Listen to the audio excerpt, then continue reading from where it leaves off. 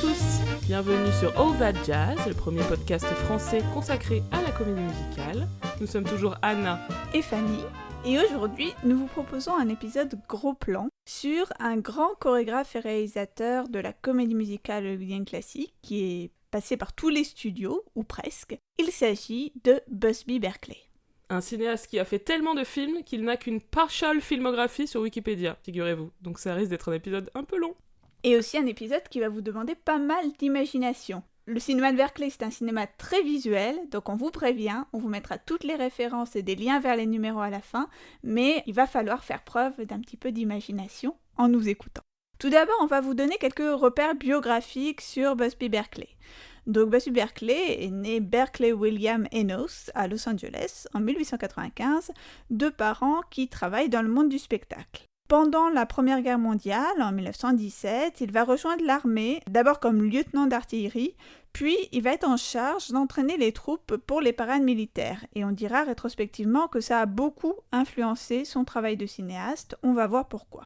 Dans les années 1920, il devient dance director pour une vingtaine de comédies musicales à Broadway, et notamment de gros succès comme A Connecticut Yankee, dont on a parlé dans notre épisode sur les légendes arthuriennes, si vous vous souvenez. Et dans ces comédies musicales, il va donc se caractériser par sa propension à mettre en scène de grands numéros. Il y a pas mal de choses qu'il va tirer de cette expérience théâtrale. Il va notamment, et ça on y reviendra, prendre conscience de la valeur du corps des femmes en tant que facteur d'entertainment. C'est un auteur américain, Jérôme Delamater, auteur d'un livre sur la danse de la comédie musicale, qui raconte que pour un de ses premiers spectacles, Berkeley s'est heurté à la concurrence d'un show qui dénudait les seins d'une des danseuses. Et bien, en guise de riposte, Berkeley, lui, va engager 8 filles acceptant d'apparaître presque nues et dévoiler la poitrine du premier rôle féminin. Et on verra que cette propension à dévoiler le corps des femmes, il va s'en resservir au cinéma.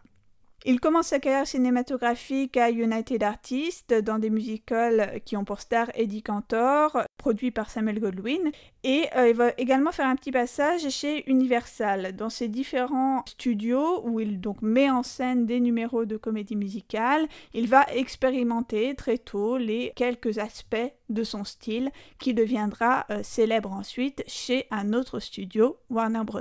Tout à fait, puisqu'il entre à la Warner au début des années 30. Il va y réaliser une dizaine de films dans la décennie, dont les plus célèbres dont on va parler en détail sont 42nd Street, film de 1933 qui va être l'archétype du film backstage, donc encore le genre backstage dont on parle régulièrement dans All That Jazz, Gold Diggers of 1933, Footlight Parade et Dames. Parfois il est crédité comme réalisateur, parfois seulement comme réalisateur des numéros musicaux ou dance director. Ensuite, quand ce type de spectacle démesuré dans lequel il s'est spécialisé va devenir daté, il s'oriente vers, on va dire, la réalisation plus classique, notamment en arrivant à la MGM, dans la série des Backyard Musicals, on va expliquer ce que c'est, avec Judy Garland et Mickey Rooney. Au début des années 40, il fait aussi un petit passage par la Fox, décidément, il passe vraiment par tous les studios, pour le film The Gang's All Here, en 1943, où on retrouve sa patte, et c'est un film dont on a parlé dans l'épisode sur Charlotte Greenwood. Enfin, il revient à la MGM à la fin des années 40, pour laquelle il travaille épisodiquement jusqu'à la fin des années 60, notamment comme chorégraphe. Et il décède en 1976. Ça fait un peu... c'est radical. Après la comédie musicale, point de salut. Comme ce cinéaste a une œuvre très foisonnante et assez hétérogène, on va vous proposer de revenir plus en détail sur chaque période de sa carrière, en choisissant quelques films emblématiques pour les illustrer. Alors tout d'abord, les films Warner des années 30. Alors, en 1932, Busby Berkeley, qui avait alors mis en scène diverses chorégraphies, notamment pour Samuel Goldwyn, il va être recruté par Daryl Zanuck pour les frères Warner, qui ont le projet de faire une série de comédies musicales, puisqu'on est au tout début du parlant, le cinéma parle depuis quelques années, et lorsque le cinéma s'est mis à parler, il y a eu un vrai engouement, assez logique, pour la comédie musicale. Mais très vite, le public s'est lassé de ne voir que des comédies musicales. Déjà ? On ne peut pas les comprendre, mais dans 1931, apparemment, déjà, le public avait marre de voir des comédies musicales. La Warner va alors tâcher de renouveler le genre, et notamment grâce à Busby Berkeley. Avant, Berkeley, on filmait les comédies musicales comme au théâtre, c'est-à-dire on imaginait qu'on était des spectateurs assis dans les rangs de l'orchestre, à peu près du 3e rang, comme si on était donc dans une salle de spectacle. Mais avec Busby Berkeley, la comédie musicale va devenir proprement cinématographique, en particulier parce qu'il va se caractériser par ce qu'on a appelé le point de vue impossible, c'est-à-dire un point de vue qui n'était propre qu'au cinéma, donc impossible aux spectateurs du théâtre, notamment le point de vue zénithal, donc c'est-à-dire lorsque la caméra est placée tout en haut et fait une plongée à la verticale sur les ensembles de danseuses. Alors ce sont des films où les numéros sont clairement séparés du récit en fait. Il commence sur la scène du théâtre, puis en fait on arrive très vite dans un univers onirique. Ça c'est vraiment la transition typique de Berkeley. On est censé être au théâtre, donc on imaginerait, comme tu disais, une vision frontale, un plan fixe montrant le numéro, mais en fait pas du tout. On rentre à l'intérieur de la fiction, la caméra tout d'un coup tourne et on n'est plus du tout dans la salle de théâtre, on est dans un autre monde. C'est très étrange, mais vraiment frappant. La première fois que j'ai vu ça, moi, je me souviens avoir halluciné. Où suis-je ? Et voilà, du coup, il y a une espèce de retour réel entre chaque numéro qui, à chaque fois, n'a pas vraiment de sens parce qu'on voit les personnages du film qui applaudissent à ce qu'ils viennent de voir, mais en fait, ils n'ont pas du tout pu voir ce que nous, on a vu en tant que spectateurs via la caméra, quoi. Oui, ce qui est très paradoxal, puisque la plupart de ces films Warner sont des films, donc backstage, comme on le disait, qui se déroulent dans l'univers du théâtre. Donc on voit le début et la fin du numéro dans la salle, et sans doute parce que à l'époque les gens étaient habitués à voir la comédie musicale dans un univers de théâtre, mais en effet ce qui vient entre-temps est totalement irréaliste. Et totalement cinématographique. Et de fait, Berkeley s'intéressait pas du tout à la partie récit, à la partie fiction. Souvent, il ne voyait même pas en fait les parties narratives des films, qu'il ne réalisait pas. Du coup, ça donne souvent l'impression, je trouve, de films complètement coupés en deux, avec aucune cohérence stylistique entre les parties narratives et les parties musicales. Donc les numéros de Berkeley sont vraiment très très très reconnaissables, surtout donc les numéros à cette époque-là, dans les années 30 avec la Warner. Des numéros monumentaux avec des danseuses vraiment très très nombreuses, parfois une centaine, etc. Qui vont se placer en diverses formations géométriques, et donc souvent, comme tu disais, le fameux plan filmé du dessus. On a une caméra très très mobile et une impression générale kaléidoscopique. C'est des numéros qui se déroulent souvent dans un espace complètement abstrait, une espèce de lieu immense avec un fond noir. Enfin, on n'est pas du tout dans le réel, quoi. C'est très étonnant.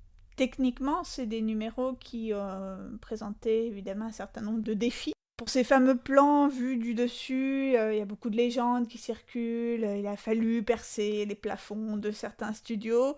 Franchement, moi, je ne sais pas quel crédit on peut accorder à ce genre de légendes ou d'anecdotes, mais ce qui est sûr, c'est qu'il a révolutionné la manière dont techniquement on traitait la comédie musicale. Ça paraît évident, enfin, rien que ces plans-là, il faut toute une machinerie spéciale pour pouvoir les faire. Même quand c'est pas les plans zénithaux, on a énormément de très grands mouvements d'une grande ampleur, où il fallait des grues, etc. Je sais pas à quel point c'est lui qui a amené ça, mais à mon avis, il a dû donner un casse-tête aux techniciens des différents studios. Ce que j'ai lu et ce que je pense est vrai, c'est que lui, il a introduit l'idée de filmer les numéros musicaux avec une seule caméra. Et ça, c'est très frappant. Bon, moi, je connais très mal en fait ce qui se faisait avant Busby Berkeley. Mais apparemment, les numéros étaient tournés à plusieurs caméras, et chacun avait un angle, et du coup, on pouvait monter selon les différents angles. Berkeley, c'est pas du tout ça. Berkeley, c'est filmé dans la continuité. C'est des grands, souvent des plans séquences, extrêmement longs. Donc plan séquence, ça veut dire un plan qui n'est pas interrompu. Où voilà, la caméra se déplace de manière très impressionnante au milieu des danseuses ou au-dessus des danseuses, enfin un peu partout sans jamais s'arrêter. Ça, pour le coup, c'est très frappant et très innovant pour l'époque. Et je pense que l'aspect globalement onirique des numéros est lié aussi au fait que c'est très très peu monté et que de façon générale, il accorde un grand soin aux transitions. Enfin, je pense à pas mal de numéros dont on reparlera tout à l'heure, Petting in a Park, Dames, qui sont des numéros très très longs. C'est Dames, toute la séquence, c'est quasi presque 10 minutes. Donc on a plusieurs tableaux différents qui progressent un peu d'espace de plus en plus irréaliste. Et à chaque fois, la transition d'un espace à l'autre est amenée par des raccords assez subtils. C'est plutôt bien fait. Du coup, on va en parler plus en détail. Alors commençons tout d'abord par parler donc de 42e rue, 42nd Street, le premier film de Berkeley à la Warner. Donc quand Berkeley est appelé par la Warner, la société est dans une situation financière assez tragique.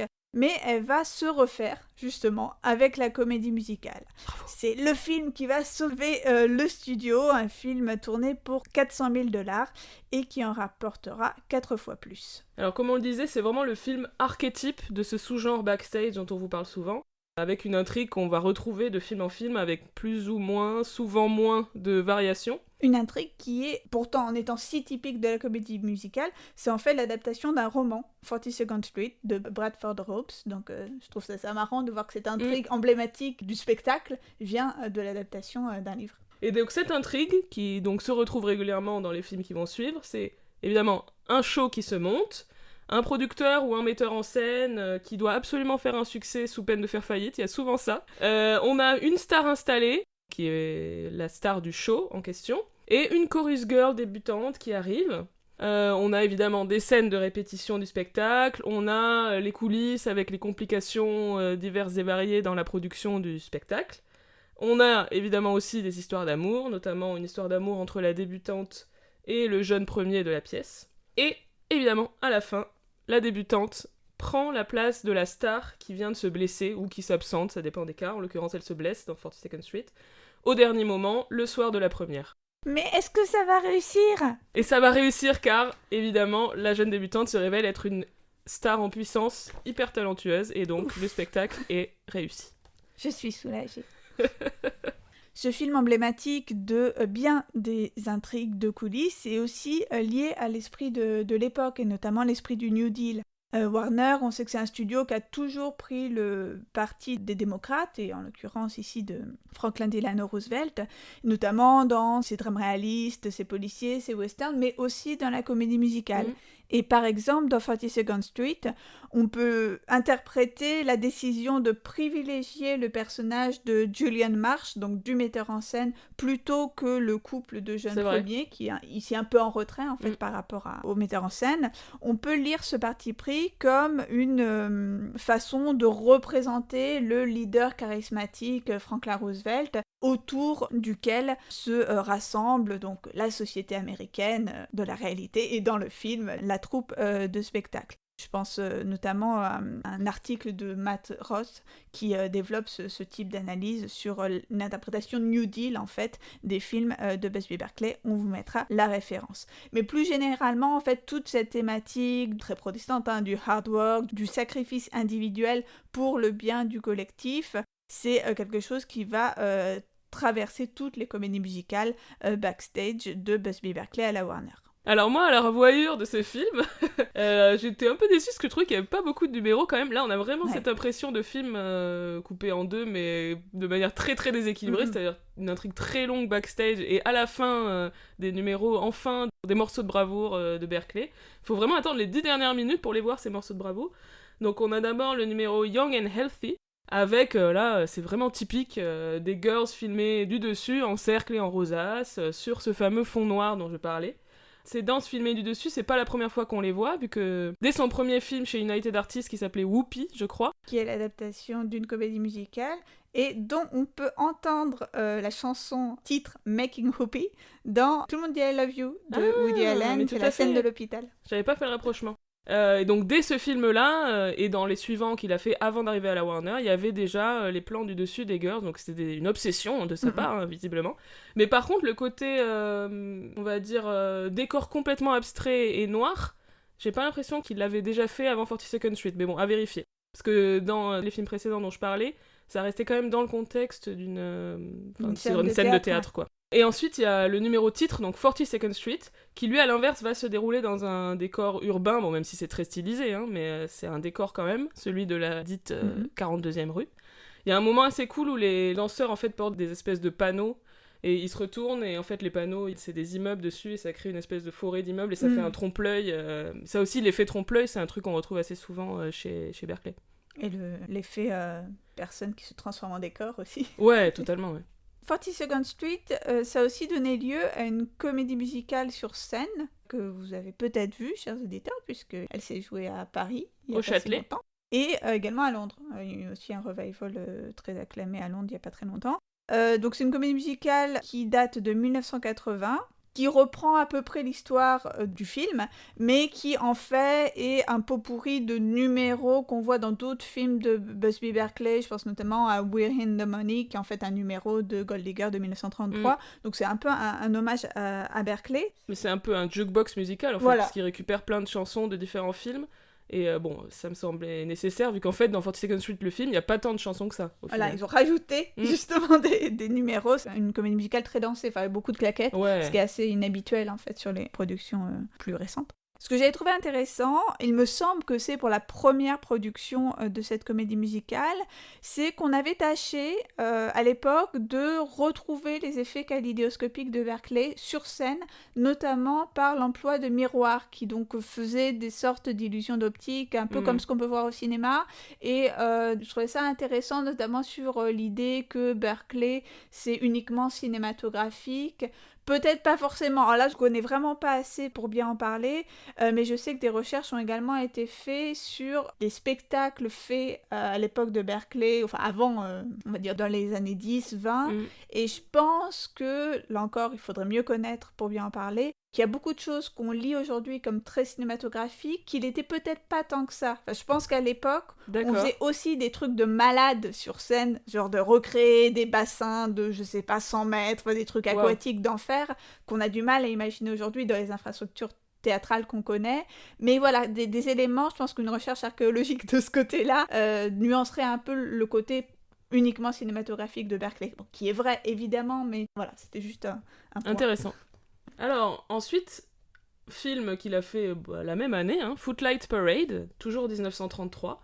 C'est un film pré-code, c'est-à-dire produit avant le code ACE, donc le code d'autocensure des studios hollywoodiens.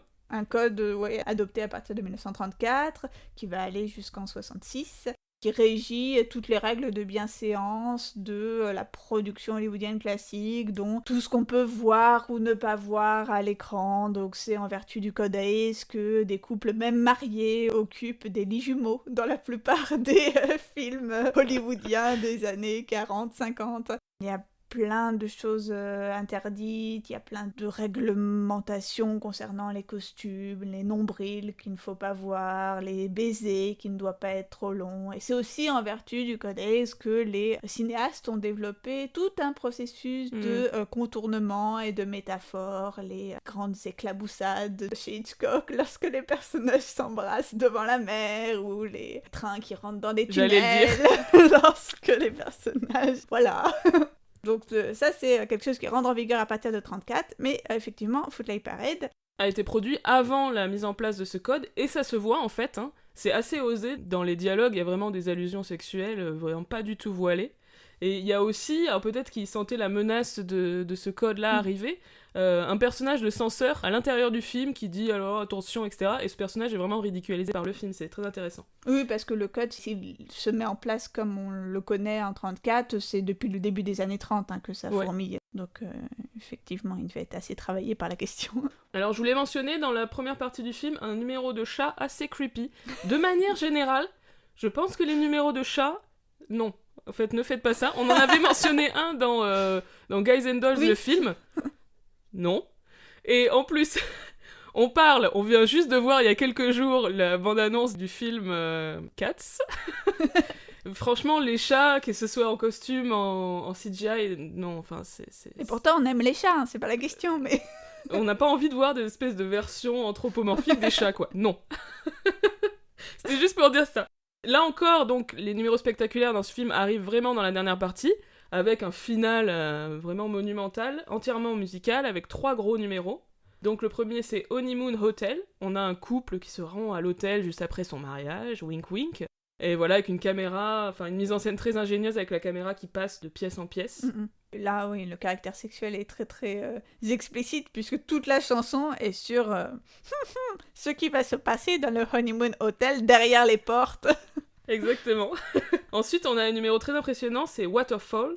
Un numéro aquatique. Je sais pas si c'est un des premiers numéros aquatiques, j'en connais pas d'avant 1933. Je pense pas. Encore une fois, j'y connais rien, mais je pense pas que ce soit le premier, vu comment c'était à la mode sur scène à l'époque. D'accord. Mais ce n'est qu'une supposition. Là encore, il faudrait savoir au théâtre qu'est-ce qui se faisait, enfin bref. Donc là, on va dire que Berkeley applique au au numéro aquatique, ce qu'il fait dans les numéros normaux, entre guillemets. Donc on a des danseuses, enfin des nageuses qui font des rosaces dans l'eau, filmées du dessus, voilà.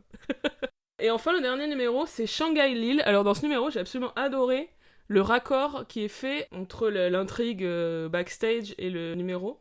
En fait, là, on a aussi quelqu'un qui remplace au dernier moment la star qui était prévue. Là, en l'occurrence, c'est un homme.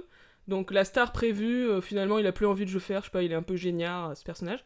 Et là, on a le personnage de James Cagney qui est le metteur en scène, qui sait pas trop quoi faire. Et en fait, il tombe d'une échelle sur la scène. Et il arrive sur scène. Et là, boum, on est dans la fiction. C'est très impressionnant, je trouve, quand j'ai vu ça. Voilà, j'ai beaucoup aimé. Et c'est un numéro, on va dire, d'exotisme chinois, avec, on a Ruby Killer, qui est une des grandes stars de cette période, qui est déguisée en espèce de chinoise un peu cliché, enfin, les vêtements traditionnels, j'imagine que vous voyez de quoi je parlais, et qui imite vaguement un accent chinois. Bon, ça, c'est un petit peu gênant, mais le numéro est sympa quand même.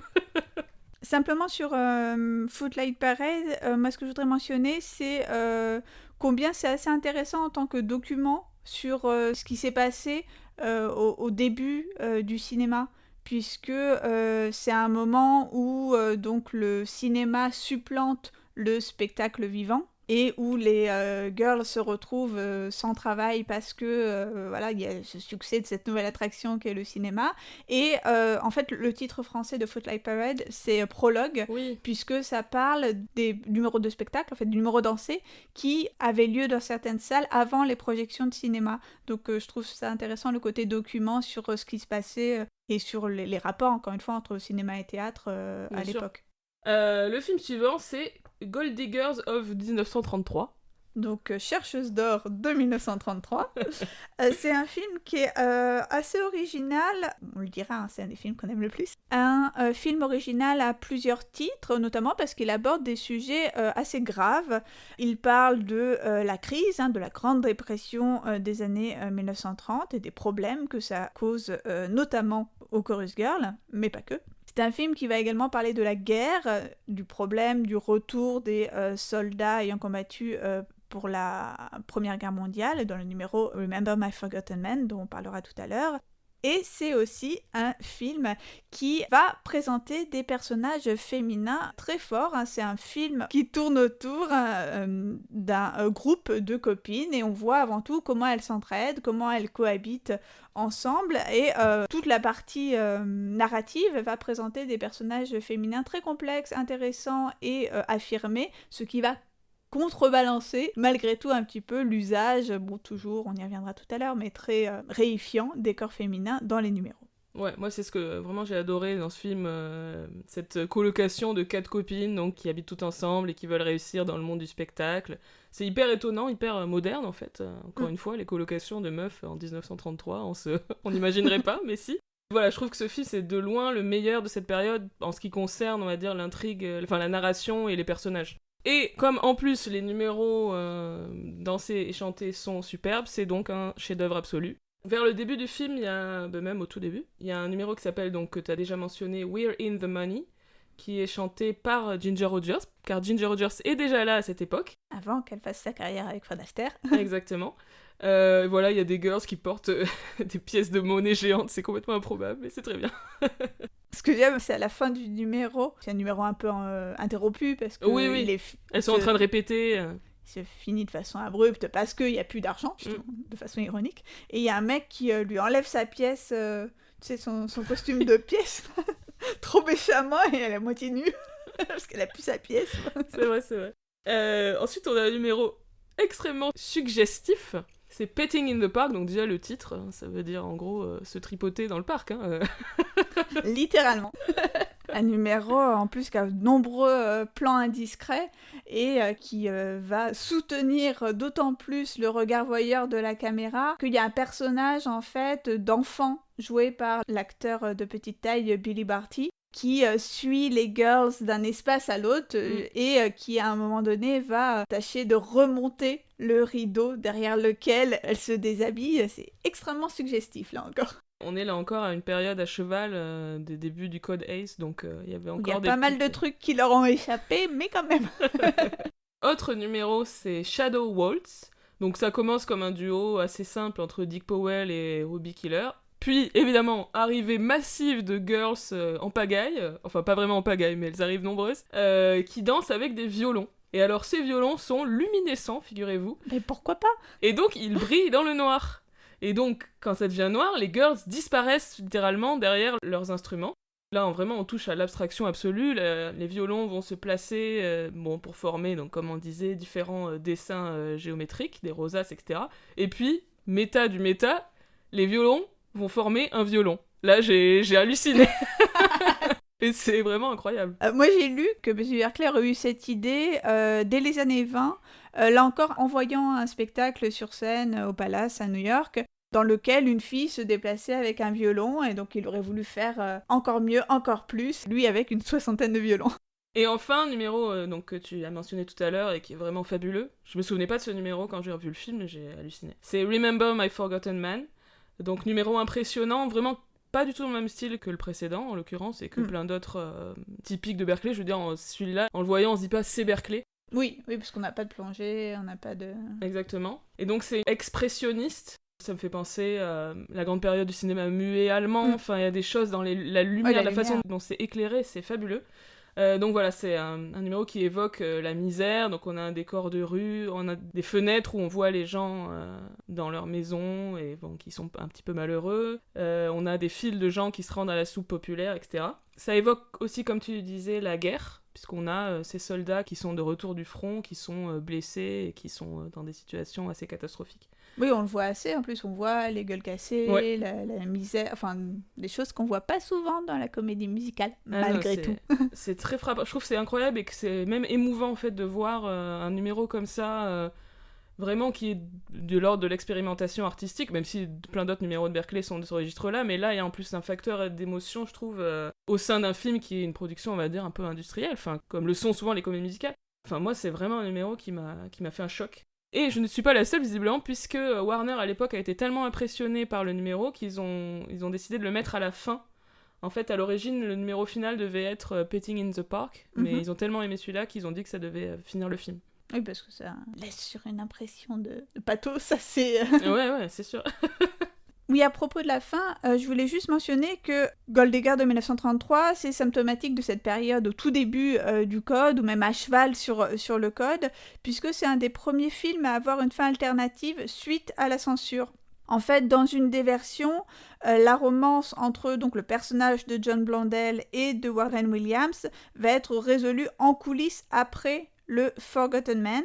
Et dans une autre des versions, le film s'arrête sitôt le numéro terminé. Alors moi j'ai vu la version qui s'arrête abruptement, et ça c'est la version censurée donc ? Oui, c'est logique. Oui, puisque l'autre version réhabilite en fait leur union. Donc c'est assez marrant de voir que ce qui a posé problème, c'est ce baiser hors mariage en fait. Alors que les numéros hyper suggestifs qu'on a mentionnés, We're in the Money et Petting in the Park, ça c'est conservé. Bon, plus globalement on en a déjà parlé, hein, c'est un peu la licence qu'on accorde de toute façon au numéro musical, parce que comme c'est musical, c'est forcément inoffensif, mais encore une fois un exemple de réalisateur qui en a bien profité. Et de la bêtise de la censure de manière générale. Oui. Autre film très marquant, page 4, c'est Dames, 1934. Alors moi c'est un de mes préférés, et surtout pour le numéro homonyme, hein, Dames, qui est emblématique de tout ce qu'on a pu reprocher à Busby Berkeley en termes de traitement des personnages et des corps féminins. Mais qui est quand même super bien, j'avoue. Au casting de ce film, on retrouve encore une fois, parce qu'il y a aussi des castings vraiment très très récurrents, Ruby Killer, John Blondell et Dick Powell notamment. On entend dans ce film la chanson I Only Have Eyes for You, qui est chantée 2 fois par donc le personnage masculin interprété par Dick Powell. On va parler un petit peu après de ce numéro. La deuxième fois que la chanson est chantée, c'est un truc très grandiloquent qu'on va vous décrire. Cette chanson vraiment va devenir un classique repris par de nombreux artistes, jazz, soul, etc. C'est encore un exemple parmi des milliers de toutes ces chansons écrites pour un film musical dans les années 30-40, mais en fait dont l'origine devient un peu oubliée avec le temps, mais l'origine est dans ce film. Comme pour les autres films dont on a parlé, on a un début surtout narratif, avec s'il y a quelques numéros musicaux, ça reste des numéros assez courts, des petites chansons, c'est Dick Powell qui chante des chansons d'amour. Et puis ça explose dans le dernier tiers. Bon là on est vraiment classique de chez classique. Alors moi j'ai un numéro qui m'a vraiment marqué. J'ai envoyé des messages à Fanny en mode « Que se passe-t-il ?» C'est le numéro The Girl at the Ironing Board, donc c'est un numéro de femmes qui font la lessive. Bon, c'est pas méga féministe, ça je vous l'avoue, mais c'est particulièrement étonnant, et notamment, au bout d'un moment, les chemises se mettent à chanter, et elles chantent à l'héroïne, en gros, elles la remercient de s'occuper d'elle, donc c'est hallucinant. Et même elles bougent, elles sont visiblement tirées par des fils, donc elles chantent et elles dansent. Non, là vraiment, j'en croyais pas mes yeux, ni mes oreilles.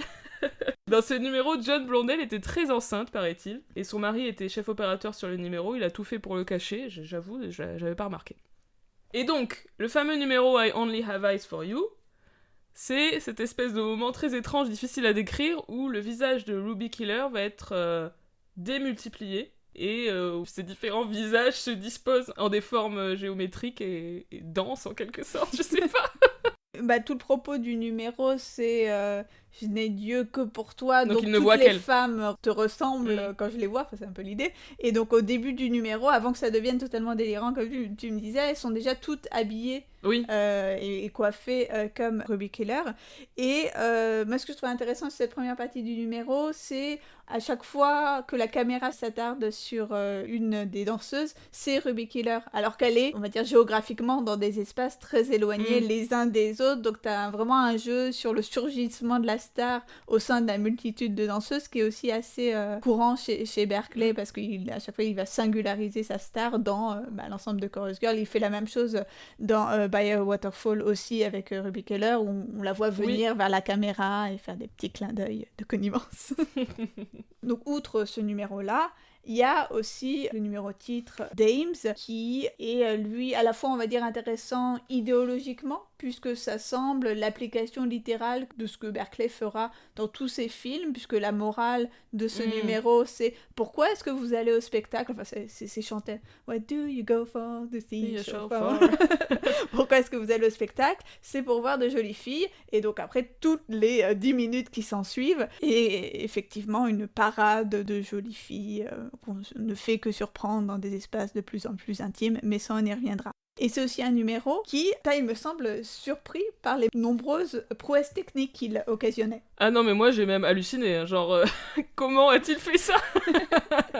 Il y a un moment, c'est difficile à décrire comme tu disais tout à l'heure. Il faut vraiment que vous regardiez. Imaginez un fond noir. Et une caméra qui tourne sur elle-même dans un losange formé par des corps de femmes. Je sais même pas comment décrire. C'est simple, non? Et là, j'ai même pas compris. J'imagine qu'il y a un effet de symétrie. Peut-être c'est coupé en deux. Et je sais pas. Je comprends pas. Là, vraiment, je sais pas. Voilà, il y a aussi plein de moments impressionnants où la caméra passe par en dessous. Enfin, vraiment, en termes de virtuosité de la caméra, j'ai rarement vu ça. Et aussi ce moment où Ruby Killer, du coup, s'envole vers la caméra. Oui, donc c'est un moment où les filles sont sur une espèce de balançoire, en fait, et qu'elles sont comme aspirées par la caméra, enfin on les voit venir brusquement vers la caméra. En fait, ça a été filmé, si je puis dire, dans l'autre sens, c'est-à-dire qu'on a lâché des filles sur une balançoire, et donc logiquement elles sont été vers l'arrière, et donc c'est ensuite passé dans le sens inverse, donc elles ont l'impression d'être aspirées. Tout à fait, c'est assez impressionnant. Donc là, on vient de parler de 4 films, mais en fait, Berkeley a fait, dans cette période très prolifique, un nombre impressionnant de films. On pouvait pas non plus parler de tous. D'autant que les intrigues ne sont pas les plus... Voilà, vous l'avez compris, c'est un petit peu répétitif.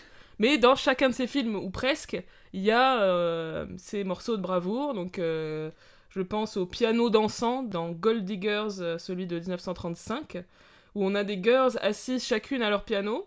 Et il y a des danseurs en fait dans le piano qui font bouger les pianos, c'est très très étonnant. Ou encore dans le même film, le numéro de claquettes géant, le Lullaby of Broadway, qui est assez impressionnant aussi. Et un autre que j'ai visionné, là pareil, j'ai pas regardé le film en entier, j'ai juste regardé sur YouTube la vidéo du final. C'est Varsity Show, un film de 37, où là, alors il y a non seulement des girls, mais il y a aussi des boys, tiens pour une fois. Je sais pas combien il y en a, mais il y en a peut-être au moins 100. Ils se mettent tous en position pour former différentes lettres, en fait, ils forment des lettres. Enfin, c'est un numéro presque dans le style cheerleader, c'est les trucs qui pourraient être dans des stades de football américain, des trucs comme ça, c'est étonnant. Alors ensuite, après cette période donc à la Warner, Busby Berkeley va être embauché par la MGM et il va notamment intervenir sur un certain nombre de films qui ont pour vedette Mickey Rooney et Judy Garland, donc à la toute fin des années 30, au début des années 1940. C'est des films dont on a déjà parlé dans l'épisode consacré à Judy Garland, qu'on a surnommé Backyard Musicals, donc littéralement comédie musicale de l'arrière-cour, des films mettant en scène et à destination des adolescents, donc Judy Garland et Mickey Rooney à la tête d'un groupe de jeunes qui parvient à chaque fois à monter un spectacle contre toute attente. C'est vraiment le leitmotiv de chacun de ces films, le côté du « let's put on a show », genre on va monter un spectacle. Et ce qui me fait toujours marrer, c'est dans le documentaire hommage That's Entertainment, il y a un collage en fait des différents moments où il dit « let's put on a show ». Et là, il y a Mickey Rooney vieux qui se moque gentiment de ses propres films en fait, en disant le public semblait adorer ces films même si les intrigues étaient étrangement similaires. Ils en avaient déjà conscience en fait. Alors, le premier de ces films dont on pourrait parler, c'est Babes in Arms de 1939. Babes in Arms, il a la particularité d'être le premier film produit par Arthur Freed qui vient d'être placé à la tête de sa propre unité au sein de la MGM, la fameuse Freed Unit, qui va par la suite produire les meilleures comédies musicales de l'âge d'or hollywoodien, faut dire ce qui est. Faut dire ce qui est. Tous les films qu'on adore. C'est un film qui se déroule dans le milieu du vaudeville, au sens américain, qui met en scène la concurrence de ce type de spectacle avec le cinéma qui fait son arrivée au moment où se déroule l'action, et notamment le cinéma parlant. Il y a un truc, ça m'a fait penser à Chantons sous la pluie au début de ce film, où ils disent « Ah, le cinéma parlant, mais comment on va faire ?» Et il y a une espèce de montage. Invention diabolique. Exactement. Il y a une espèce de montage, ça fait... J'ai l'impression que ça annonce presque Chantons sous la pluie. Encore une fois, intrigue super classique, et notamment le moment où la jeune ingénue jouée par Judy Garland, va remplacer au dernier moment la star qui était prévue dans le spectacle. Oui, parce que Juju, c'est la star absolue. Elle sait se sacrifier, s'effacer pour le bien du spectacle, mais s'exposer comme il le faut. Bon, blague à part, c'est quand même assez emblématique de la construction de sa persona de Trooper. Le fait qu'elle fait partie de la troupe, elle fait partie du spectacle, et qu'elle met pas son aura de star avant le bien de tous. Alors même si je trouve le film pas génialissime, j'ai été très impressionnée par le numéro titre, Babes in Arms, où on a la troupe de Mickey et Judy qui se mobilise. En fait, ils viennent d'être méprisés, presque humiliés par des adultes qui leur disent « Allez, c'est bon. Vous êtes rien que des bébés. Vous servez à rien. » Et là, ils décident de monter un show, donc Let's Put on a Show, entre jeunes. Et ils marchent dans la ville, ils sont déterminés. On dirait presque une scène d'émeute urbaine. Ils avancent comme ça dans la rue, genre ils sont pas contents. Et ça finit même où ils dansent autour d'un énorme feu. Enfin, j'ai halluciné. Moi, en fait, j'avais même pensé, bon, toute proportion gardée, bien sûr, à un rapprochement avec la série des Step Up, notamment le 4. Step Up 4, Miami Heat, avec le côté performance insurrectionnelle pour défier les adultes. Enfin, je sais pas, ça m'a fait vraiment penser, en fait. Complètement, ouais. C'est dans la tradition de ces comédies musicales ados, voilà, et donc les adultes, ils sont pas gentils. Donc on va faire une émeute, pourquoi pas. Donc on va danser et verrons. Alors dans ce film, du coup, Berkeley, à cette époque-là, quitte un peu, on va dire, son style qui était très caractéristique des années 30, qu'on vous a décrit longuement. Du coup, dans Babes in Arms, il n'y a pas ces grands numéros caractéristiques. Les numéros qui se déroulent sur scène, je trouve vraiment tranchent avec ce qu'on connaît de Berkeley. Ils restent assez frontaux. Et on quitte jamais vraiment la scène, même s'il y a des moments où la scène est tellement immense qu'on a des petits doutes, mais ça reste quand même dans un contexte réaliste. Il n'y a pas de grande embardée où on part dans un autre monde, quoi. On peut mentionner dans ce film un numéro final très patriotique. Mais là, d'autant plus qu'on est début de la guerre, même si les États-Unis sont pas encore dans la guerre, je pense qu'il y a ça. Il y a quand même quelque chose qui les travaille, là encore. Donc, différents tableaux, on va dire, patriotiques dans ce grand numéro final, et notamment un passage où Judy Garland et Mickey Rooney campent Eleanor et Franklin Roosevelt. Autre film que moi je préfère, c'est Babes on Broadway, 1941, donc toujours dans la même série. C'est un film où on voit particulièrement bien la complicité entre Mickey Rooney et Judy Garland, je trouve. J'ai beaucoup aimé le numéro How About You, que j'ai trouvé très très plaisant. C'est pas du tout show-off, pour le coup, c'est Garland et Rooney qui s'amusent dans une pièce autour d'un piano, et la caméra suit leur danse, leur jeu, parce qu'ils font des mimes, ils font des petits trucs où ils font semblant de se taper dessus et tout. Enfin, c'est vraiment un numéro très très charmant que j'ai beaucoup aimé. Un numéro sur lequel on voulait développer un peu, c'est Hoedown. Pour le coup, là, un numéro de grande ampleur, avec des déplacements de la caméra, j'ai marqué ouf, des déplacements ouf. C'est le terme technique. Très beau numéro sur lequel Fanny a des choses à dire. Moi, ce que j'aimais bien, c'est qu'il me semblait assez exemplaire de la façon dont la comédie musicale va mettre en scène l'alliance supposée entre le répertoire traditionnel des musiques américaines et le jazz. Un petit peu l'alliance, on va dire, entre tradition et modernité. Parce que c'est un numéro qui est en 2 parties. Il y a une petite introduction qui est chantée par Judy Garland, donc en habit de fermière, hein. Le Hoedown, c'est la fête qu'on fait lorsqu'on célèbre la moisson. Et donc au début, Judy Garland, habillée infirmière, chante sur une mélodie et des rythmes très traditionnels, les jeux simples de l'Amérique d'antan. Mais elle finit cette intro en disant « Le Hoedown, c'est une danse des pionniers, mais avec un New Deal », avec évidemment le jeu de mots sur l'emploi de New Deal.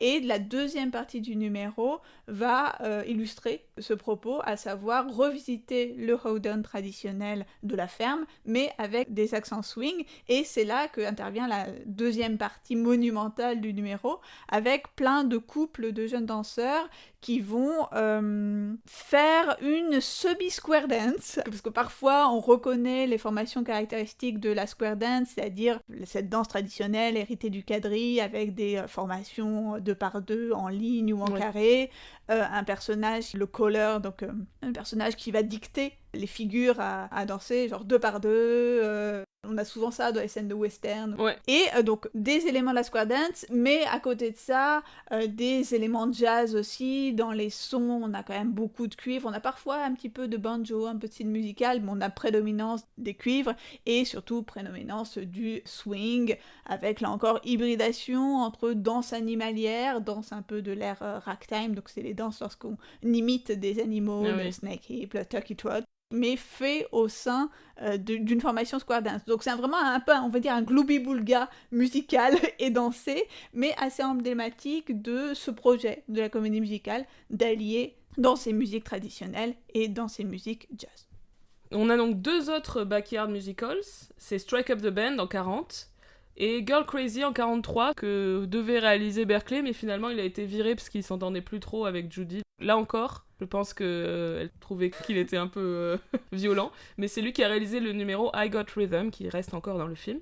On a évoqué moultes aspects de ces films-là dans donc, la table ronde sur Judy Garland. On a parlé de la vision de la jeunesse que ça véhiculait, de la question du patriotisme, de la question du blackface, qu'on n'a pas mentionné ici, mais on en a parlé longuement dans l'épisode Judy Garland. On vous renvoie vers cette table ronde.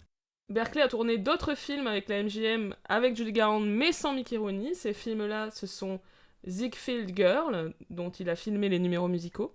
Et on a d'ailleurs dans ces films des exemples de parades de girls au costume délirant, donc il en est sans doute pas responsable directement, Busby Berkeley, mais ça montre bien comment son travail s'inscrit dans une tradition théâtrale. Et l'autre film, c'est For Me and My Gal, avec donc Judy Garland et Gene Kelly, en 42. Là encore, vous pouvez écouter notre table ronde sur Judy Garland, on en a parlé assez longuement, et notamment Fanny a fait une très belle analyse du numéro titre. Ensuite, donc, Berkeley va travailler notamment pour la Fox, pour un film intitulé The Gang's All Here, un film de 1943, et intitulé en français Banana Split. Mais tout à Vous fait. verrez pourquoi. Donc c'est le premier film de Berkeley en couleur. Film donc produit par la Fox. C'était leur plus grosse production à l'époque, et ça a été un succès. J'ai noté que c'était un peu l'inverse de d'habitude. Ça commence par un grand numéro, dans un monde abstrait à fond noir, je crois que vous l'aurez compris au bout d'un moment. Puis on arrive progressivement dans un lieu réaliste qui est le club de spectacle où se déroule le début de l'intrigue. Donc là encore, on est dans un univers de spectacle.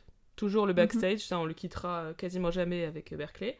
Et on a aussi des personnages de militaires. Là, on est vraiment pendant la guerre, pour le coup, 43, les États-Unis étaient en guerre, etc. Un peu comme dans For Me and My Gal, il y a ce mélange entre intrigue autour des militaires et monde du spectacle. On a présence au casting de Benny Goodman, qui est un musicien de jazz très connu et qui joue son propre rôle. Ça arrive assez souvent dans les comédies musicales de cette époque. Notamment les musiciens de Big Band.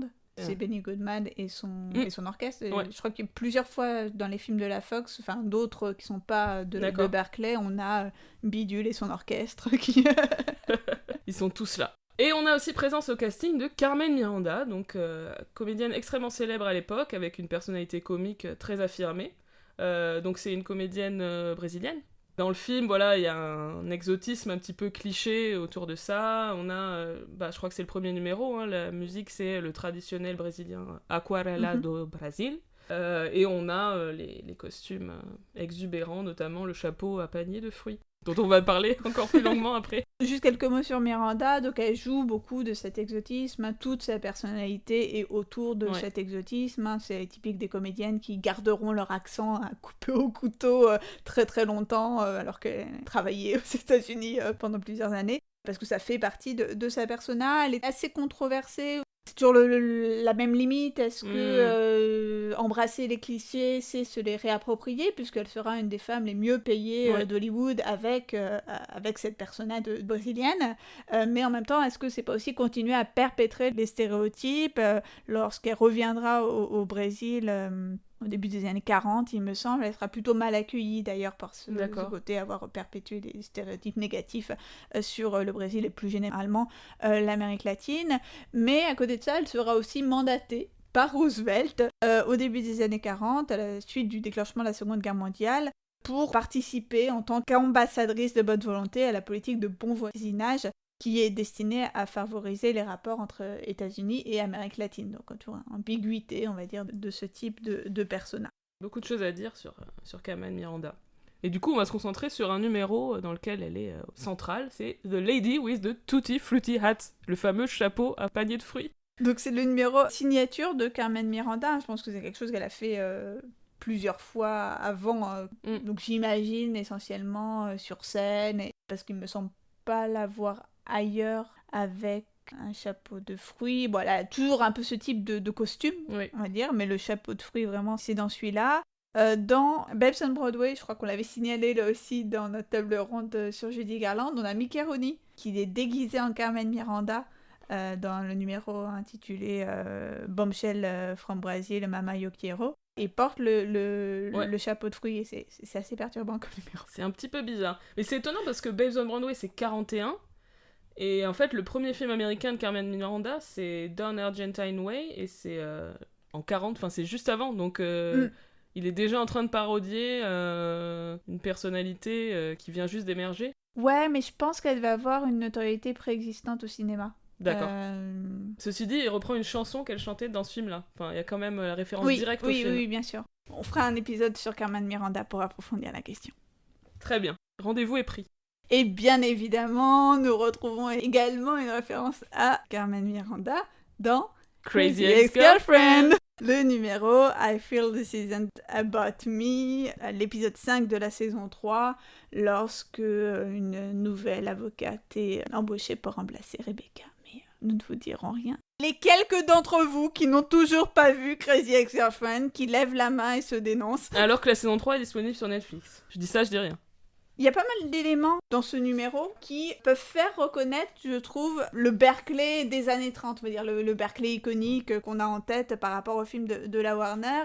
On voit les costumes délirants, la passion des contrastes avec l'opposition entre le noir et le jaune, le rouge et le vert. On a ces effets de correspondance entre les bananes et les fraises qui composent le costume de Carmen Miranda. Parce que pour vous donner une idée, elle a un chapeau qui est au-dessus, essentiellement composé d'un régime de bananes, et un espèce d'énorme collier avec des fraises. Et donc on a ce costume de Miranda, et à côté de ça, des girls qui, à un moment donné, vont se saisir de bananes géantes avec lesquelles elles dansent et avec lesquelles elles viennent butiner des fraises géantes. Donc là aussi, on vous passe toutes les allusions sexuelles que ça peut avoir. On retrouve les effets kaléidoscopiques, les passages aussi d'un espace à l'autre. Il y a une espèce de vague, en fait, à un moment donné, de collines où la caméra suit les danseuses avec leurs bananes. Enfin, c'est assez délirant. D'expérience, c'est effet oh my god, what the fuck garanti lorsqu'on le passe en cours, ce numéro. Mais c'est vraiment hallucinant. Et là encore, enfin, comment c'est possible que ça passe auprès de la censure des trucs aussi explicites, enfin, pas explicitement du coup, mais enfin si, sexuels. C'est tellement gros que ça passe peut-être, enfin, je sais pas. Et on retrouve aussi à la toute fin de la séquence un truc que Berkeley fait beaucoup, qui fait notamment dans Dames. C'est la confusion entre des femmes et des images de femmes. À la toute fin de la séquence, je sais pas si tu vois, t'as Miranda qui a son chapeau salade de fruits, qui vient se placer devant un décor salade de fruits, et donc en fait, comme si le décor continuait son chapeau. Ah oui, du coup, ça donne l'impression qu'elle a un chapeau immense. Et on a une espèce de travelling arrière qui la rend donc de plus en plus petite, effet d'optique. Et au bout d'un moment, elle se fige, et il me semble qu'à un moment, c'est plus elle, mais en fait, c'est une image d'elle, enfin, comme si elle devenait une affiche. Et on a la même chose à la fin de Dames, on a la même chose à la fin de I Only Have Eyes for You. Ce truc de transformer les femmes en images en 2 dimensions, c'est un truc que Berkeley aime beaucoup faire. Moi, je voulais juste signaler un moment que j'ai trouvé sympa, un moment un peu méta. C'est avant le solo d'Alice Faye, donc la chanson A Journey to a Star. Donc elle va chanter ça à son amoureux. Et elle lui dit, vous entendez l'orchestre? Et il dit, mais oui, mais d'où vient-il? Enfin, il formule le fait qu'il y a de la musique tout d'un coup qui arrive et genre, pourquoi? Le fameux orchestre invisible. Exactement. Et elle lui répond, use your imagination. Enfin, j'ai bien aimé ce moment, même si ça met en avant l'artificialité. Il y a quand même une espèce d'effort de transition vers le numéro que j'ai plutôt apprécié, qui est pas toujours le fort de Berkeley, qui s'en fiche un peu des transitions. Ouais. Et qui est pas toujours le fort de la Fox aussi, qui est pas très intégré. Un autre numéro musical où on reconnaît bien la touche de Berkeley, c'est le final sur la chanson Journey to a Star, parce qu'ils reprennent une chanson que Alice Faye a chantée, il me semble, dans le film.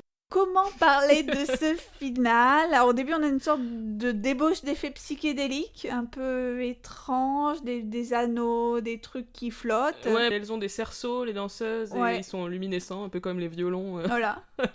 Et après, on a un passage avec, j'ai noté sur ma feuille, des têtes volantes des différents acteurs avec fond bleu mal détouré. Qu'ai-je voulu dire par là? Eh bien, nous avons donc les visages, et uniquement les visages, ce qui est assez préoccupant. C'est très bizarre. Détourés et incrustés sur un fond uniforme. Et chacun, donc des interprètes principaux et secondaires, chante une phrase de la chanson successivement. C'est à la fois laid, effrayant et dérangeant. Bah ouais, c'est vraiment particulièrement kitsch, et en plus, c'est un peu effrayant parce que les têtes s'approchent. Du spectateur. Du coup, t'es là, non, laissez-moi. C'est un film qui mériterait vraiment une exploitation en 3D, je crois. Et donc, d'abord, c'est successivement, et ensuite, à la toute fin, il y a toutes les têtes qui sont ensemble en même temps.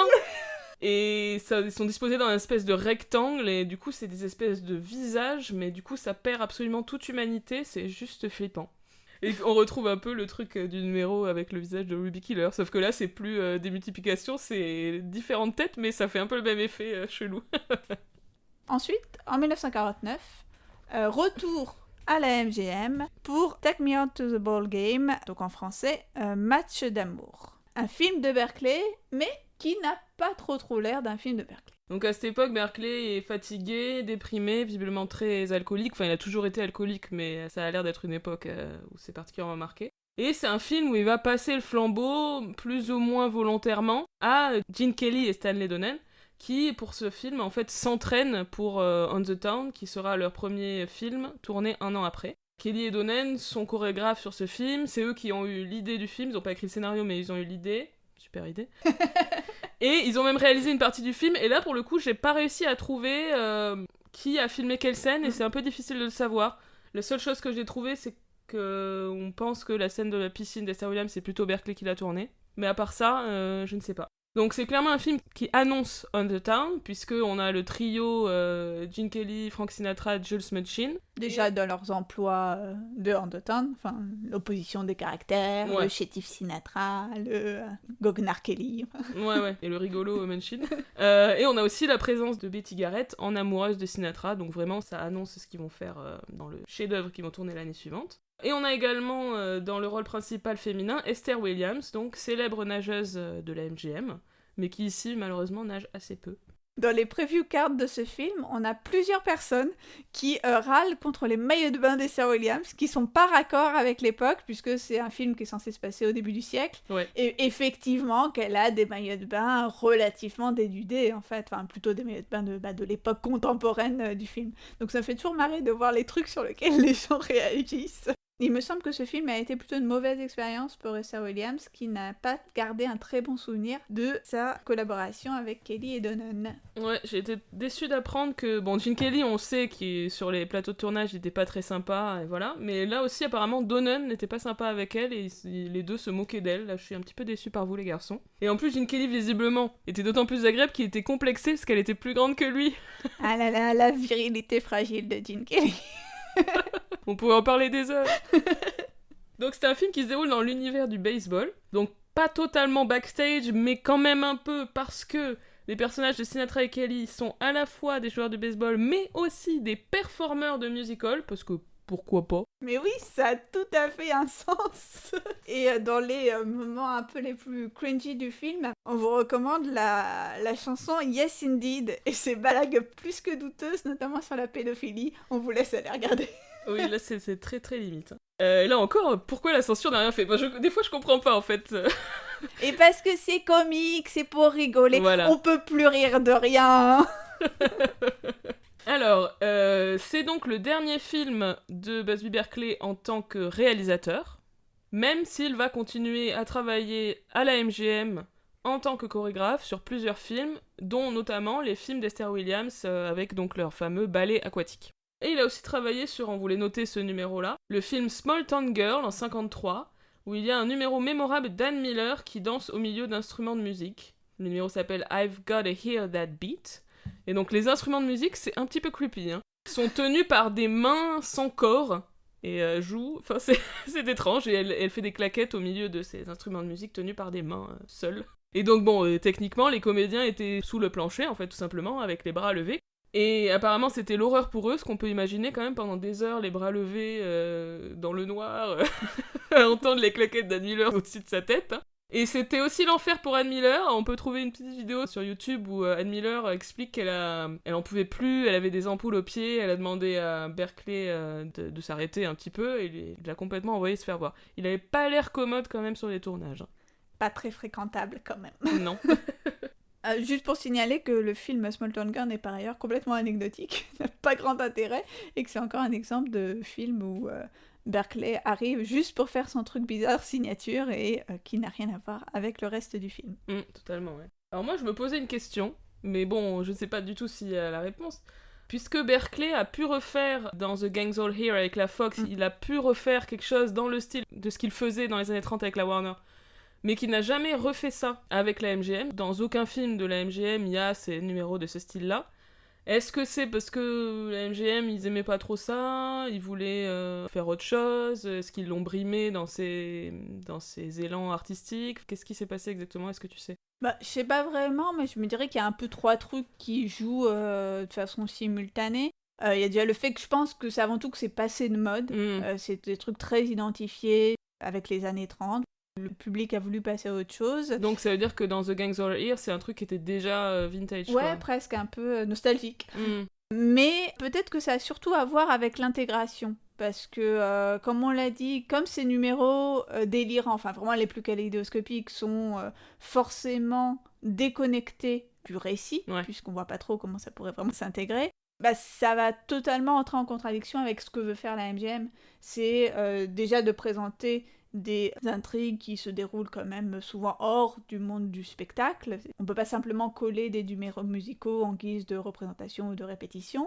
Et surtout d'avoir des numéros musicaux qui vont faire progresser l'action. Donc cette fameuse intégration de la MGM, je pense que ça va en contradiction avec ce que veut faire Berkeley. Ce qui peut aussi expliquer pourquoi il a pu le faire à la Fox, puisque les comédies musicales de la Fox sont généralement moins intégrées que celles de la MGM. Et je pense que le troisième truc, c'est le côté star, le côté nombreuses stars solistes qu'a la MGM, les Gene Kelly, les Judy Garland, qui sont money value, hein, donc il faut montrer un maximum et laisser s'exprimer dans des numéros individuels. Donc là encore, c'est pas trop l'idée des grands numéros de Berkeley. Mes hypothèses. Très intéressant, merci. Alors, maintenant, on va passer à un peu, le regard qui a été porté rétrospectivement sur l'œuvre de Berkeley, et notamment la critique féministe de ces numéros-là. En l'occurrence, ça concerne donc ces films Warner des années 30 et tout ce qu'on a décrit.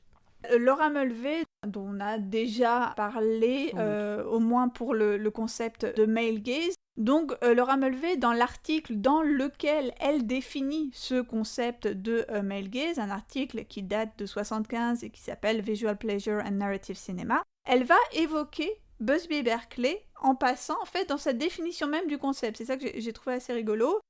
Traduction du passage. Le fait de faire de la femme un objet sexuel est un leitmotiv du spectacle érotique.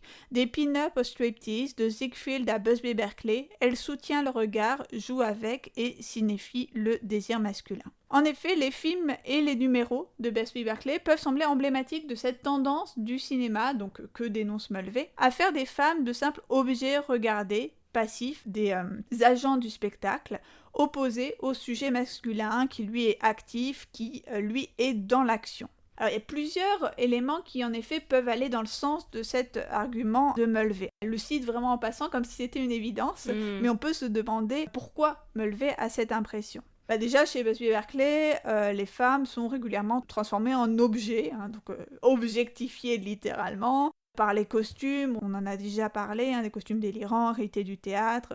Elles sont ainsi transformées en harpes dans un numéro de Fashion of 1934.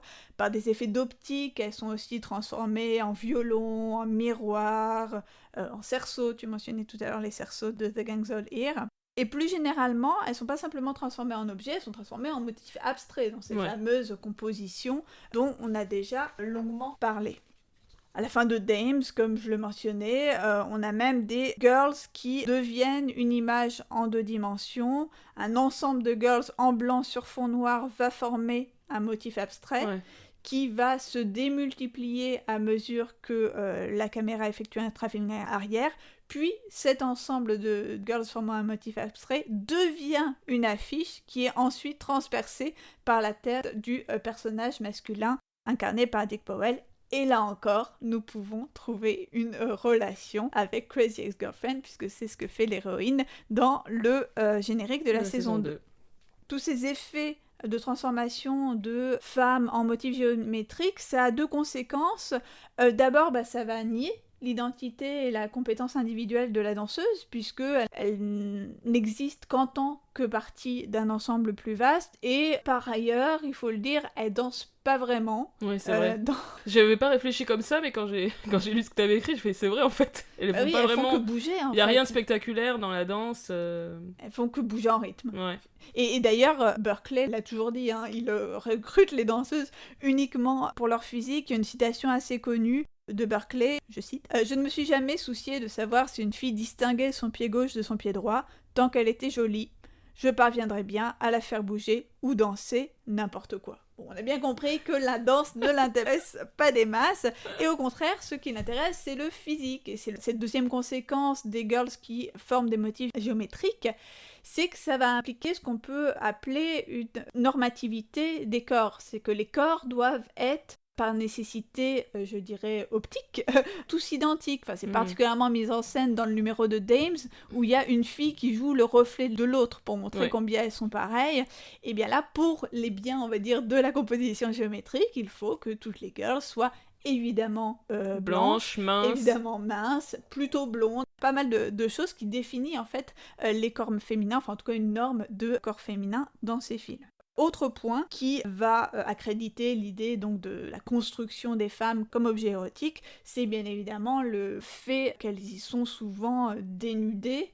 On a parlé des costumes délirants, mais aussi de nombreux costumes qui vont laisser voir énormément de choses. Je pense dans Bio Waterfall, l'espèce de costume de maillot de bain qu'elles ont.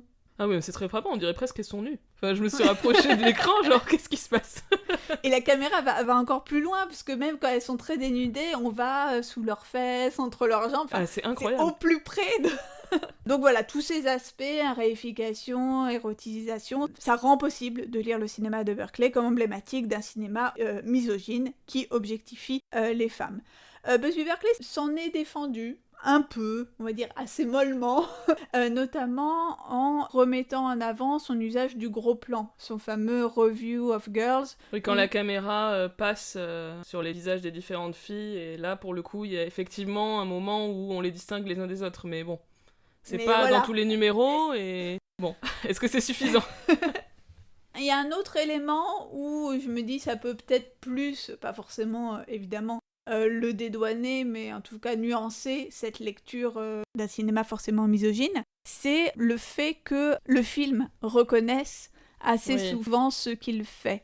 Je pense encore une fois au numéro Dames, à la fin de la chanson, on a les filles qui chantent les paroles de la chanson, qui se mettent à dire vous venez voir des filles. Alors est-ce que c'est pas finalement une façon de se réapproprier un peu le regard masculin? Peut-être que je me fais avocat du diable, mais c'est des choses qu'on peut aussi considérer. Alors l'autre chose qui a été dite sur le cinéma de Berkeley, c'est qu'il relève du registre du camp. Alors le camp, c'est un concept, on a un petit peu expliqué cette notion dans notre épisode sur Podane, si vous voulez vous y reporter pour savoir tout sur le camp. Mais du coup, Berkeley, en fait, il est redécouvert par la recherche dans les années 60 sous cet angle du camp. Et même, il était évidemment encore vivant, et il était même conscient de ces interprétations-là. Il s'est même rendu à des colloques, visiblement, sur ce sujet. Et il semblait avoir une sorte de recul par rapport à son propre style. En 69, il a réalisé une publicité, je crois, pour des médicaments. Très improbable, on vous mettra le lien. Où il parodie son propre style, où il a très bien compris. C'est intéressant de voir qu'il avait ce recul-là par rapport à son style, quoi. Et si le style de Berkeley peut être considéré comme camp, c'est justement au nom de cette démesure, de ce côté, comme on disait tout à l'heure, tellement gros que ça passe, comme s'il n'y avait pas de limite à la surenchère, à l'extravagance. Je pense que c'est avant tout l'extravagance de Berkeley qui a rendu possible cette lecture camp de son œuvre. Susan Sontag, elle cite Berkeley comme exemple de camp non intentionnel. Ah, intéressant. Mais je me demande si on peut vraiment dire ça. Si on peut vraiment considérer que le camp de Berkeley n'est que... C'est difficile à dire, mais le fait qu'il voulait être extravagant et démesuré, à mon avis, il se le formulait lui-même. Donc tu vois, c'est... Ouais. Bon, après, tout le côté subversif qu'a le camp, pour le coup, on peut supposer que Berkeley, c'est pas la même génération, c'est pas politique, je pense, le camp chez Berkeley. Et ce qui me semble assez symptomatique, c'est la façon dont il répond à Bernard Eisenschitz à l'occasion, en 1966, d'un entretien. Eisenschitz qui lui explique qu'il est devenu une figure camp. Berkeley répond donc « Je ne sais pas très bien ce que cela veut dire, mais il me semble avoir compris que toute personne qui va jusqu'au bout, dans une direction donnée, qui fait quelque chose d'inhabituel et de plaisant à la fois, est camp. Mais ces jeunes gens ont des idées bien étranges. » C'est ces jeunes gens désignant alors la nouvelle génération qui se revendique du camp. Bon, on voit que Berkeley est assez étranger à cette génération. Alors ensuite, on voulait un petit peu parler de l'influence qu'a eu Berkeley. Est-ce qu'il y a eu des imitateurs, des continuateurs de son style? Ce qu'on a remarqué, c'est que en fait, la manière dont son style est repris, c'est souvent sur le mode du pastiche ou de la parodie. Oui, déjà, dans Chantons sous la pluie, on s'était dit Chantons sous la pluie, emblématique de ces films des années 50 qui déjà se retournent sur le passé du cinéma. Eh bien, lors du montage du passage au parlant et du numéro qui s'ensuit, Beautiful Girls, on a cette idée d'hommage à Busby Berkeley. Bah oui, on a plein de nanas, des costumes délirants, et puis... Des nanas détourées, avec les jambes, tu sais, qui, à un moment donné, il n'y a que des jambes. Oui, ça c'est avant le numéro Beautiful Girl. Avant Beautiful Girl. T'as raison, dans le petit montage avant, ouais. Et à la fin de Beautiful Girl, évidemment, le plan zénital au-dessus d'une formation en rosace de filles, quoi. Donc là, c'est vraiment un hommage explicite à ça. Alors, autre chose qu'on avait repéré, je pense que la chorégraphie pléthorique dans le final de Chorus Line, donc la chanson One, fait beaucoup penser à Berkeley, musical de 75 qui a été adapté au cinéma en 85. Voilà, on a ces lignes de danseurs tous identiques, habillés pareil, où ils sont très nombreux, etc. À mon avis, c'est fait pour évoquer ce type de numéro. Un exemple amusant, c'est dans la comédie musicale The Producers, en tout cas dans le film de 2005. Il y a un moment une plongée verticale sur des danseurs en formation croix gammée, évidemment, puisque c'est dans le numéro Springtime for Hitler. Si vous ne connaissez pas The Producers, c'est particulièrement savoureux. Oui, toutes les nombreuses allusions de Berkeley qu'on va retrouver dans les films contemporains, c'est, comme tu le dis, à chaque fois sous forme de petites touches, en fait. Ouais. Juste une image qui va évoquer Berkeley, souvent les formations géométriques, Et le plan zénital, je pense à Björges dans La Belle et la Bête, on a les assiettes et les fourchettes qui vont former ce genre de motif. Aussi dans Le Roi Lion, le I Can't Wait to be King avec les têtes de girafes ou les jambes, je sais plus s'il passe entre les jambes des girafes ou un truc comme ça, ou entre les coups des girafes, je pense que c'est... Oui, c'est ça, puis il y a une espèce de pyramide à un moment de plein d'animaux et tout, ça c'est vraiment berkeleyien. Et donc voilà, on a aussi le fameux générique de la saison 2 de Crazy Ex-Girlfriend que tu mentionnais, donc avec la tête de Rebecca à la fin qui déchire la photo de Josh. Et puis de manière générale, tout le numéro, avec des girls qui se ressemblent, qui sont habillées pareil et qui dansent exactement la même chose, etc. Et ce que je trouve particulièrement hilarant, c'est la reprise de cette chanson de manière détournée dans la saison 3 avec I'm Just a Boy in Love, qui est vraiment extrêmement drôle parce que c'est la version low cost du numéro d'origine, parce que le personnage n'a que 2 backup dancers. Et donc là, on voit ça fait un peu limite. Ça fait plus du tout le même effet, quoi. Et alors tu avais repéré 2 allusions supplémentaires dans des films non musicaux. Parce que parfois on peut aussi parler de films non musicaux. Oh. Dans Indiana Jones et le Temple Maudit, qui est le 2e volet de la célèbre saga, sorti en 84, on a le générique de début qui est sur la chanson de Cole Porter Anything Goes, et c'est clairement un pastiche de Berkeley, donc on a plein de girls qui font des claquettes, de grands mouvements de caméra, et à un moment on a une ligne de girls qui font toutes une à une le grand écart, et la caméra avance dans la ligne comme ça, et après on a l'image qui se rembobine, elles se relèvent de leur grand écart, donc dans un effet très, très berkeleyien. Et voilà, on a vraiment comme Berkeley l'idée d'un numéro qui va commencer sur scène, en l'occurrence ici ça se passe dans un nightclub au début, puis passer dans un univers parallèle. On a une espèce de fumée rouge, et ensuite hop, la caméra elle passe dans un monde onirique qui n'est plus du tout le monde du film, et après on rebascule de l'autre côté avec les personnages qui applaudissent mais qui n'ont pas du tout vu, enfin je vois pas comment ils auraient vu. Vraiment, Spielberg connaît ses classiques. En plus, le film Indiana Jones se déroule en 1935, donc l'allusion est très logique dans ce contexte, quoi. Et enfin, dans un excellent film, The Big Lebowski, des frères Cohen, en 98, on a à un moment une scène de rêve qui a aussi des accents Berkeley, puisque le héros, à un moment, arrive au milieu de danseuses aux habits extravagants. Elles ont des chapeaux étranges qui sont non pas des chapeaux paniers de fruits, mais des chapeaux quilles, puisque le héros est fan de bowling, donc elles ont plein de quilles comme ça sur leur chapeau. Et il y a aussi ce fameux fond noir, et il y a aussi le plan zénital vu du dessus, enfin là c'est très très explicite, quoi. Donc Berkeley continue d'essaimer, en tout cas d'être une référence où on peut en faire des blagues, des parodies, des pastiches. Anna, il me semble que nous sommes arrivés au bout. Incroyable mais vrai. Cette table ronde entre Busby Berkeley, toi et moi. On espère que ça vous a plu et surtout on va veiller à vous donner quand même pas mal de visuels pour tous ces numéros qui valent la peine et doivent être vus. On remercie nos partenaires, Tony Comedy et l'écran pop, et on vous dit à très bientôt pour un nouvel épisode de All That Jazz. À bientôt.